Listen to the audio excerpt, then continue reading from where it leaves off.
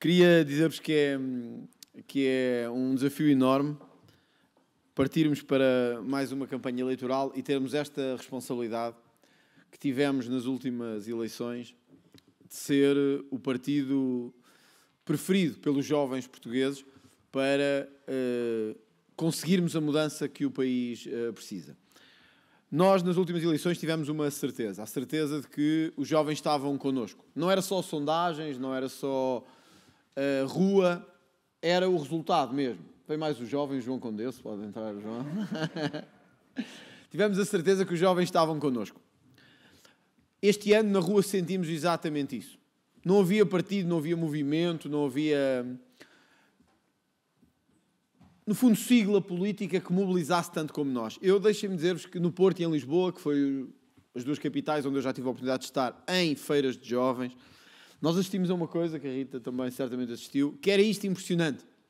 As nossas tendas estavam cheias, mas cheias sem ninguém lá, não estávamos sequer nós lá. E os outros podiam estar lá, os líderes dos partidos, podiam estar lá os deputados dos partidos, as nossas tendas estavam cheias e as outras estavam vazias. Foi em Lisboa, foi no Porto, e eu tenho a certeza que podia ser em Ancião, podia ser em Porto Alegre, podia ser em Ponta Delgada, podia ser no Funchal, porque nós somos o partido dos jovens e os outros são o partido dos ultrapassados. Aliás,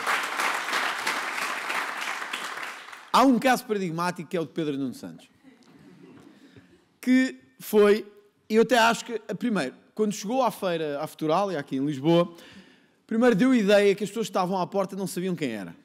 É mesmo verdade.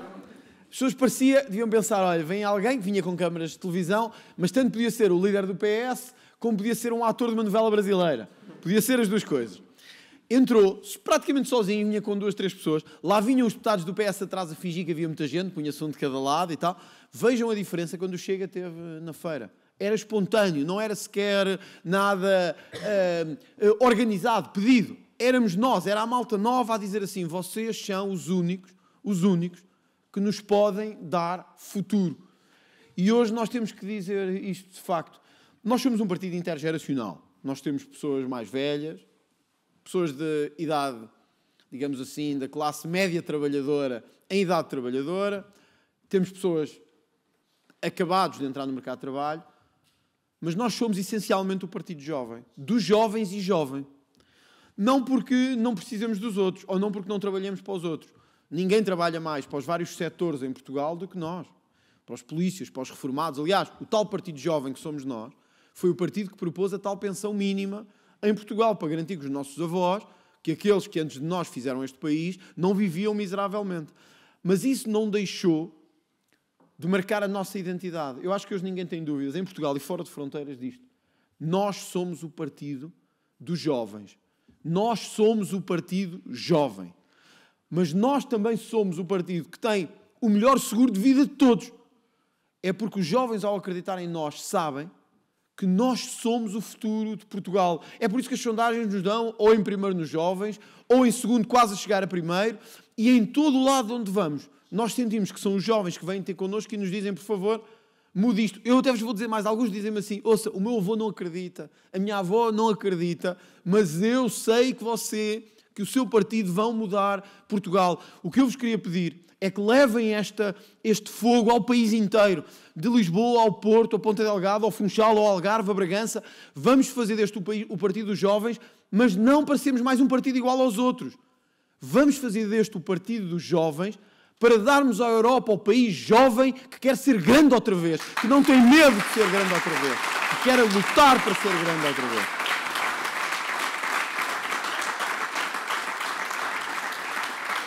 E por isso nós tivemos também, nesta legislatura, a deputada mais jovem, a Madalena, o deputado mais velho também, o Manuel Magno e o Diogo Pacheco Amorim, um caminho que foi trilhado pela Rita, pela nossa juventude, e que muitos eram céticos no início, e que nós mostrámos que estávamos corretos.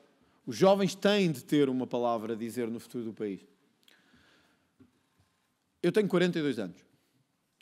Portanto, tinha 20 há 22. Mas lembro-me, como outros que estão aqui, da minha idade ou um pouco mais velhos, que nós sentíamos que a política, alguns jornalistas também, que Nós sentíamos que a política era para os outros, não era para nós. Sentíamos que a política era coisa de velhos, ou que era coisa... Eu lembro-me na escola, não sei se todos da minha geração têm essa sensação, quase não se falava de política. A política era uma coisa esotérica. A política era uma coisa que não nos interessava. Isso era para os nossos pais, para os nossos avós. Não havia redes sociais, ainda sou desse tempo, não havia esse debate de intensidade, mas eu acho que foi o Chega que conseguiu pôr nas escolas, nas universidades, mesmo os que são contra nós, reparem que mesmo os que são contra nós só falam de nós, a toda a hora. E nós só com isso já conseguimos pôr o país a discutir sobre aquilo que efetivamente era importante. E ouçam, é importante que no centro de dia falem de nós? É. Mas mais importante do centro de dia falarem de nós é onde estão os jovens falar-se do Chega e do futuro. Porque é sinal que nós levamos o debate político onde ele tem que estar. Aos jovens que se perguntam que país é que eu quero? Que país é que eu vou lutar para ter? Porquê é que o Chega ganhou na Europa e no círculo da imigração? Porque é os que sabem a miséria em que este país se tornou. É os que não são intoxicados todos os dias. É aqueles que sabem que tiveram que ir porque o país não lhes deu essas condições. Muitos jovens com 20 e poucos anos, ou 30, que vivem na Suíça, ou nos Estados Unidos, dizem, eu sou Chega porque são os únicos que sabem que o país precisava de uma coisa completamente diferente daquilo que tem. E muitos que estão agarrados ao PS e ao PSD há 40 anos não conseguem sair disso. Não conseguem. Uns porque continuam a receber subsídios e, portanto, os subsídios matam a liberdade. Essa é a verdade. Os subsídios matam a liberdade. E outros porque lhes disseram, olha, não há outra hipótese. Tem que ser sempre assim. Não há outra hipótese. Há PS e PSD. É como Benfica, Porto e Sporting. Não há outro. Há um que tem mais. Mas isto quer dizer que nós conseguimos fazer isto que eu hoje sinto nas universidades e nas vossas escolas e nas vossas universidades. Eu tenho a certeza que se fizesse uma sondagem em escolas e universidades, o Chega seria o partido mais votado ou o segundo partido mais votado. Mas eu apostaria largamente pelo partido mais votado. O que é que isso nos diz? Que nós temos esperança no futuro. Que nós sabemos que estes jovens não vão ficar presos aos dogmas dos avós, dos pais, dos tios, vão pensar pela cabeça deles, vão pegar no telemóvel deles, vão ver que afinal há uma mensagem diferente e vão pensar, eu vou arriscar. O que nós lhes vamos pedir nestas eleições é arrisquem. Nós temos cartazes espalhados pelo país todo, tirando os do Montenegro e do Sócrates, temos outros também, que é deem uma oportunidade. Porquê uma oportunidade? Porque já deram a todos os líderes do PS e do PSD durante 50 anos. Alguns dizem, é perigoso. É perigoso. Ele é autoritário. É perigoso. Ele vai quebrar o ciclo em que o país vive há 50 anos. Mas este ciclo é bom em que vivemos há 50 anos? Nós vivemos num país bom há 50 anos? Não. Nós transformámos para bem a vida dos nossos? Não. Portugal perdeu a importância que tinha a todos os níveis. Os nossos jovens emigraram e, como disse a Rita, passaram a andar de cabeça baixa pela Europa. Eu não sou daqueles que acham que antes é que era bom. Até porque, como vos disse, tenho 42 anos. E ninguém aqui, provavelmente, dirá de antes é que era bom. Tem 20, 19, 25. Nós não nos lembramos. Mas nós sabemos que agora não é bom. E eu não gosto de ir à Suíça, ou à Alemanha, ou aos Estados Unidos, e sentir que temos lá compatriotas nossos, não porque querem, porque isso seria bom, mas porque foram obrigados a isso. Foram obrigados a ir embora em busca de uma vida melhor. Nada nos manda mais abaixo do que isso. Nada nos manda mais abaixo do que sentirmos que os nossos tiveram que ir porque não tinham cá condições para ter um futuro digno. É essa cabeça erguida que nós vamos propor aos jovens de Portugal agora. Na habitação, nos salários, na capacidade de interagir com os outros. Nós temos que levantar a nossa cabeça. E isso significa fazer cortes. Por isso é que nós pedimos uma oportunidade. Uma. Em 50 anos nós pedimos uma oportunidade. Ela nunca esteve tão perto de acontecer como agora. Mas nós temos que correr esse risco. Temos que correr esse risco na segurança, na justiça. Aí ele vai pôr gente a mais na cadeia. Mas ouçam, vamos ser francos. Há muitos que devem muitos anos à cadeia em Portugal.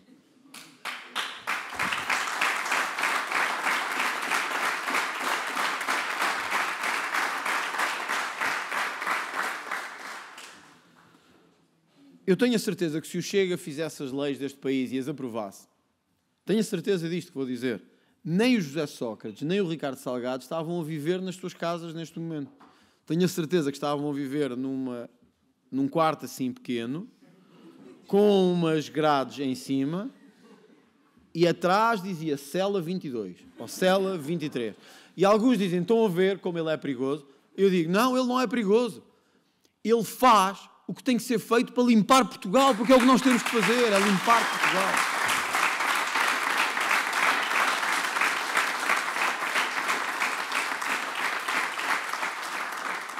Mas eu agora gosto daqueles que pelo país todo dizem assim, e as malas, e as malas? E as malas? E as malas? Ouçam, eles andaram a gamar malas de milhões durante a vida toda. Milhões. Andaram a gamar malas durante anos, décadas, sem que ninguém fizesse escândalo nenhum. E agora andam aí a dizer e as malas, e as malas, e as malas. E penduram malas nos nossos cartazes, e andam com malas a fazer memes, mas nós damos-lhes sempre troco e nunca temos medo.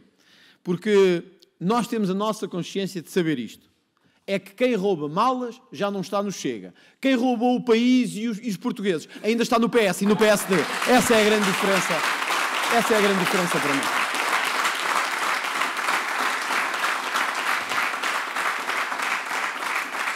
Vejam, eu hoje ouvi o Primeiro-Ministro. O Primeiro-Ministro agora optou por uma nova estratégia, que é, não fala nem com jornalistas, nem quer ir a debates, agora faz só discursos. E hoje disse que Portugal precisava, reconhecia os erros em matéria de imigração, que Portugal precisava de uma outra política, coisa que o Chega diz há anos. Portanto, foi o dar-nos razão de que o país não pode continuar a viver como está a viver. Portugal tem hoje uma das maiores percentagens de imigração da Europa. Mas vejam que, ao mesmo tempo que diz isto, é o mesmo governo que quer fazer uma via verde, são palavras deles, uma via verde para a imigração entrar em Portugal. Ou seja, nós, não é preciso andar aqui em Lisboa, basta ir a qualquer parte do país e nós vemos a verdadeira invasão que está a acontecer, sem controle, sem regras, sem nenhum suporte. E o que é que o governo do PSD quer fazer? Facilitar e criar uma via verde para a imigração. Ou seja, enquanto tentam dizer aos nossos eleitores, atenção que nós também queremos fazer alguma coisinha, o Chega quer fazer muito, nós queremos fazer alguma coisinha, mas nós vamos criar aqui uma via verde para a imigração. Eu vou-vos dizer uma coisa. O plano do governo vai-nos trazer mais imigração desnecessária e clandestina, vai-nos trazer mais máfias que vão controlar essa imigração e fazer contratos fictícios, e vamos ter mais juntas de freguesia, como as que temos em Lisboa e no Porto, em que 30, 40, 50 e 60 pessoas vivem na mesma fração. Meus caros, vocês decidirão o futuro. Nós não precisamos de um governo frouxo em matéria de imigração, precisamos de um governo duro e firme em matéria de imigração, capaz de controlar a imigração.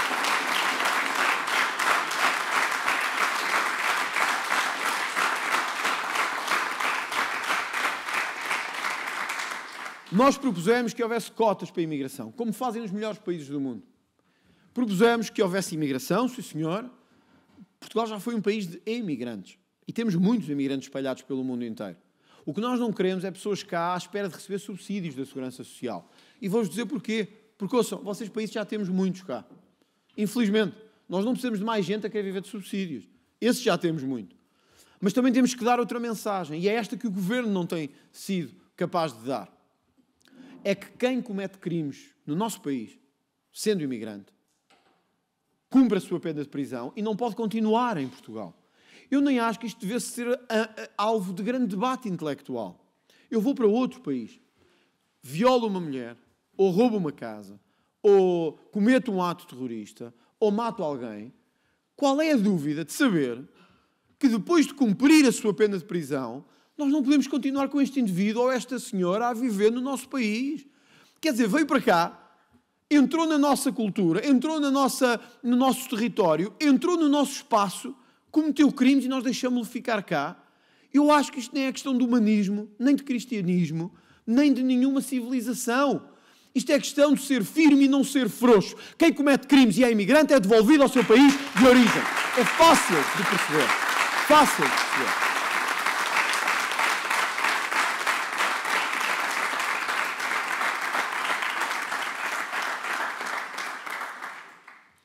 Sei que têm várias questões, mas deixem-me também, porque isto é mesmo importante falar-vos disto. A islamização. Portugal não sente ainda isto como outros países sentem. Eu tenho tido a oportunidade de representar o Chega em vários países da Europa.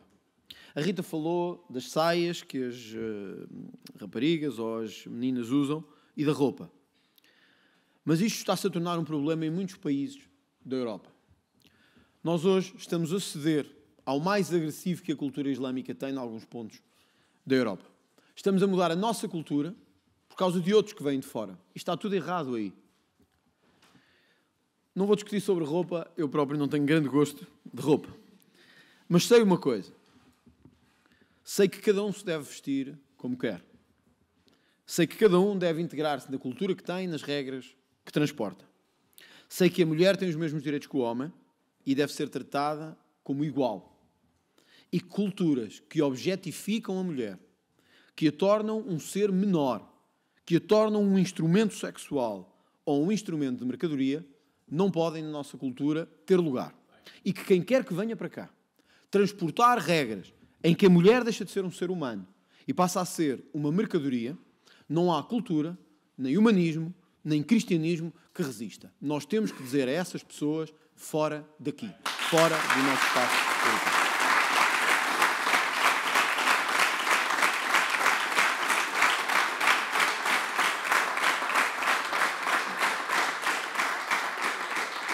Ou então mudam a sua percepção e consciência. Nunca ouvi nenhum país do mundo, de nenhum, e olhem que tenho ido a muitos, dizer assim: a comunidade portuguesa tratou-nos mal. A comunidade portuguesa quis alterar o nosso sentido de valores. Nunca encontrei. Nos Estados Unidos, Canadá, na Suíça, na Alemanha, em França, no Luxemburgo, em todo lado. A comunidade portuguesa é trabalhadora, a comunidade portuguesa veio ajudar. Hoje, em alguns dos países, são dos maiores empresários que lá temos. Até esses queríamos que voltassem, e esses sobretudo. Mas nunca ouvi dizer que Portugal vai e tenta mudar a cultura do país para onde vai. Isto deve-nos permitir duas coisas. O orgulho na nossa própria cultura, porque nunca a perderam. Sabe o que é que me diziam na Suíça? O Pedro Pinto esteve lá comigo há pouco tempo. Sabe o que é que eles nos diziam? Portugal é uma comunidade pacífica, trabalhadora, e das comunidades que mais contribui para o país. E basta olhar para os dados e ver-se que quem construiu a Suíça e o Luxemburgo, e mesmo uma parte da Alemanha do pós-guerra, foi a comunidade portuguesa.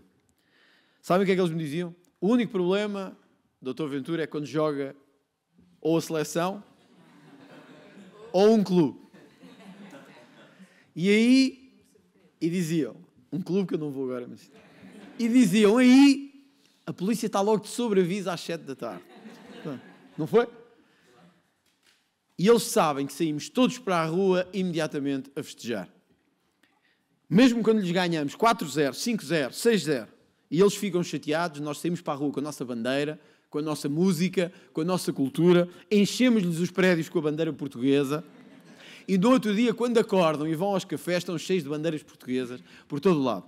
Isto, talvez custe, suíços, franceses, alemães, mas é uma prova enorme do nosso patriotismo. Nós fomos, integrámo-nos, nunca tentámos mudar nem a cultura, nem a vida dos outros, e a única coisa que nunca perdemos foi o nosso enorme patriotismo. Nós somos uma nação enorme e patriota, e eu gostava que vocês transformassem esta nação enorme e patriota na Suíça, em França, na Alemanha e nos Estados Unidos, numa enorme nação aqui dentro de Portugal, patriota e consciente do seu futuro.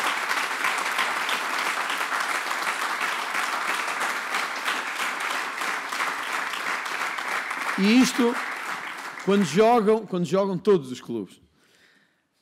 Porém, não podemos pedir desculpa pela nossa história. E eu deixo-me terminar com isto que a Rita se referiu, que eu acho que é mesmo importante. Vocês serão a geração que tomará esta decisão. Já não será tanto a minha, creio eu, mas será a vossa. Se pediremos ou não desculpa pelo nosso passado. Cabe-vos a vocês defender um legado único na história da humanidade. Único. Da nossa melhor hora, do século XVI e XV, que transformámos o mundo e demos mundos ao mundo. Hoje quase que se exige que nos ponhamos de joelhos e tínhamos que pedir desculpa por aquilo que fizemos. Cometemos erros? Cometemos. Como todos os países do mundo cometeram, e todos os países grandes como nós cometeram. Cometemos erros de índole humana? Cometemos. Cometemos erros de natureza económica e política? Cometemos.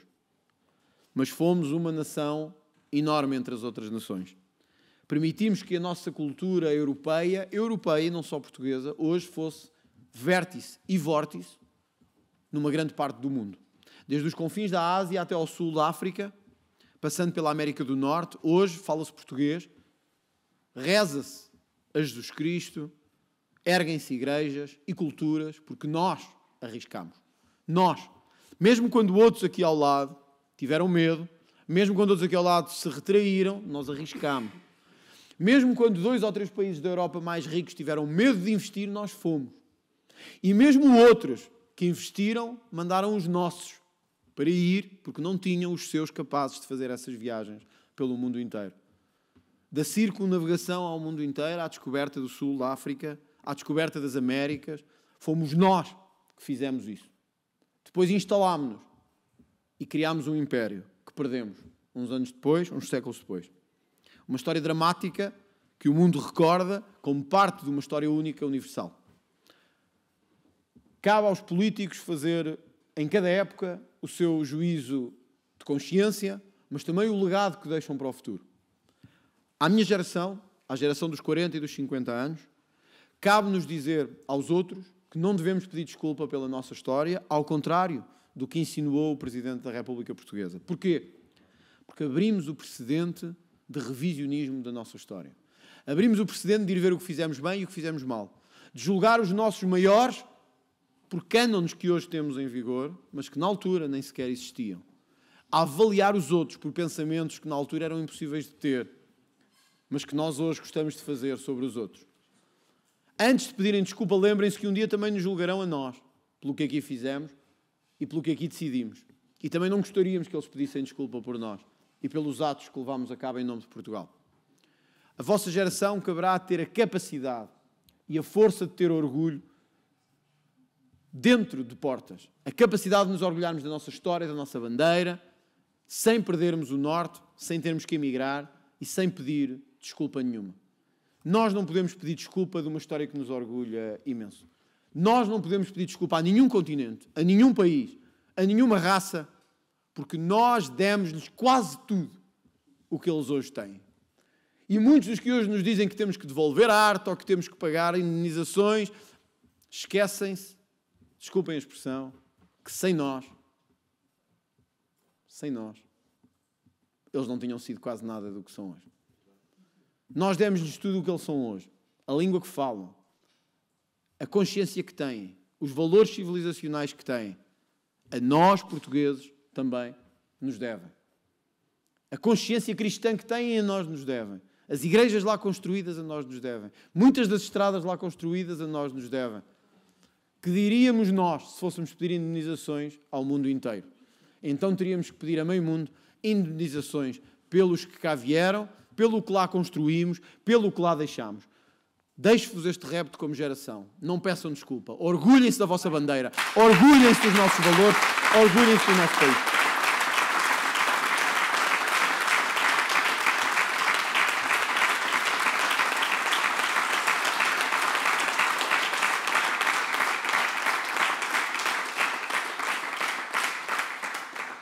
Como vocês sabem, estamos a poucos dias de umas novas eleições.